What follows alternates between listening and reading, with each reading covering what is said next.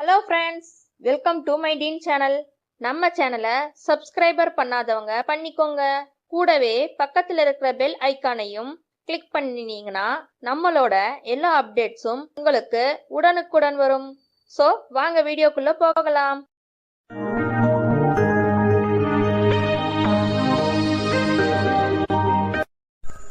வாங்க இன்னைக்கு என்ன வீடியோல பார்க்க போறோம், வாழைப்பூ முருங்கைக்கீரை வச்சு எப்படி பொரியல் செய்யறதுன்னு பார்க்கலாம்.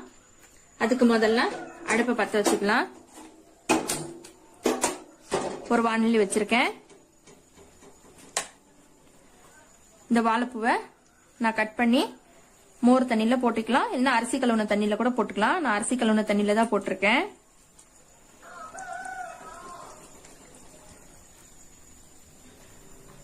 அப்பதாங்க கருப்பாகாது, இந்த மாதிரி வெள்ளையா இருக்கும். அடுப்பு சிம்ல வச்சுட்டு இதை அள்ளி போட்டுடலாம்.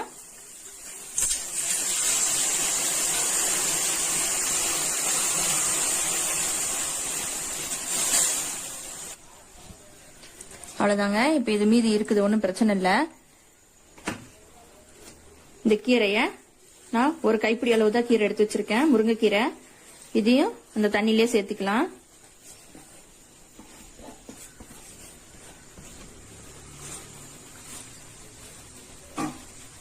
நல்லா இந்த மாதிரி ஒரு 2 தடவை கழுவுங்க.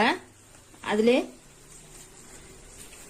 நல்லா அலசிட்டு நம்ம அதையும் எடுத்து வேக போட்டுக்கலாம்.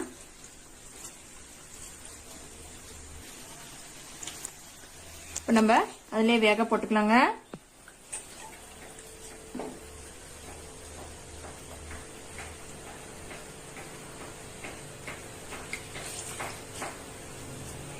எல்லாத்தையும் புளிஞ்சு எடுத்து போட்டுடலாம்.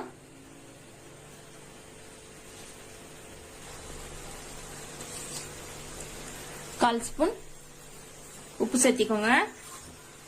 அது கூட ஒரு 3/4 டம்ளர் தண்ணி சேர்த்திக்கோங்க.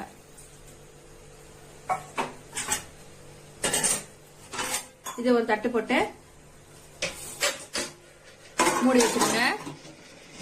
வேகட்டும். கொஞ்சம் அடுப்பு நேரம் வச்சு அப்பப்ப கிளறி விடுங்க. வெந்த பிறகு பார்த்துக்கலாம். இப்ப இது வேகுதுங்க, வேகட்டும். நம்ம இத அடுப்பை மாத்தி வச்சுக்கலாம்.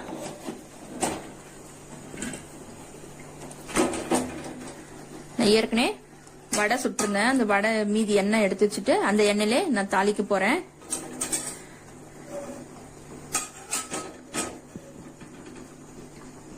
எண்ணெய் சூடேறட்டும்.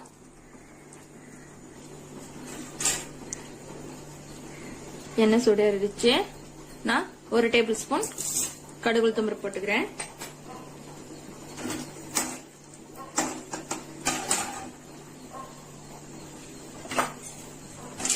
கடுகு பொரியுதுங்க, பொரிஞ்சிச்சு.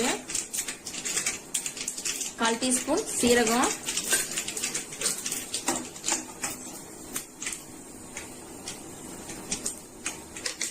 ஒரு 5 வரமிளகாய் எடுத்து 1-2 உடைச்சு வச்சிருக்கேன், அதையும் சேர்த்திக்கலாம். அடுத்து வெங்காயம், ஒரு 2 பெரிய வெங்காயம் எடுத்து நான் இந்த மாதிரி சாப் பண்ணி வச்சிருக்கேன், அதையும் சேர்த்திக்கலாம்.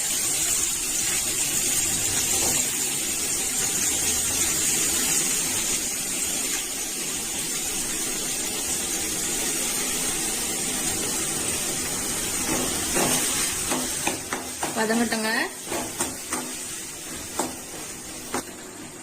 நான் ஒரு கொத்து கருவேப்பிலை எடுத்து வச்சிருக்கேங்க, அதையும் சேர்த்திக்கலாம். நல்லா வதங்கி வரட்டும். ரொம்ப வதங்கணும்னு அவசியம் இல்ல, ஓரளவுக்கு வதங்கி இருந்தா போதும்.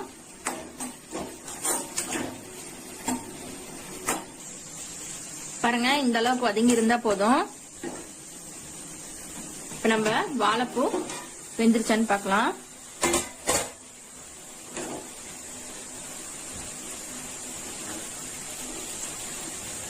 தண்ணி சுண்டிட்டு இருக்குது, நல்லா வெந்துருச்சுங்க.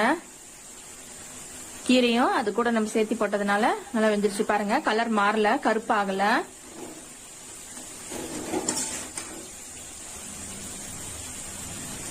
இன்னும் கொஞ்சம் தண்ணி சுண்டட்டும்.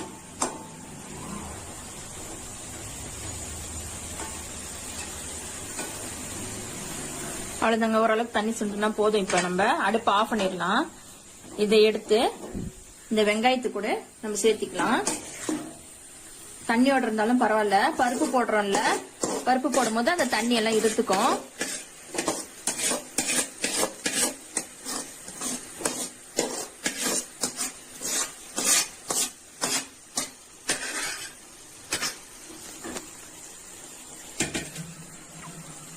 நான் ஒரு 100 கிராம் பருப்பு எடுத்து வச்சிருக்கேன், வேக வச்சு எடுத்து வச்சிருக்கேன். பாருங்க, இந்த மாதிரி நசுக்குனா நசுங்குற மாதிரி இருக்கணும், ரொம்ப கொலைய விட்டுறக்கூடாது, அப்பதான் பருப்பு நல்லா இருக்கும். அதையும் சேர்த்திக்கலாம்.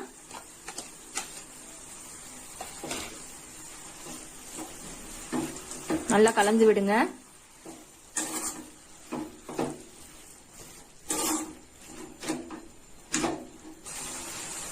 பாருங்க, தண்ணி இருந்துச்சு பாத்தீங்களா, அந்த தண்ணி பருப்பு போட்டோடனே அந்த தண்ணி எல்லாம் வத்திருச்சு.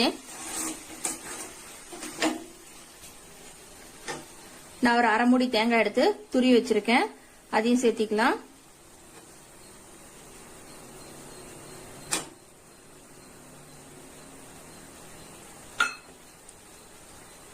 நல்லா கலந்து விட்டுருங்க. உப்பு பத்தலன்னா இப்ப சேர்த்திக்கலாம்.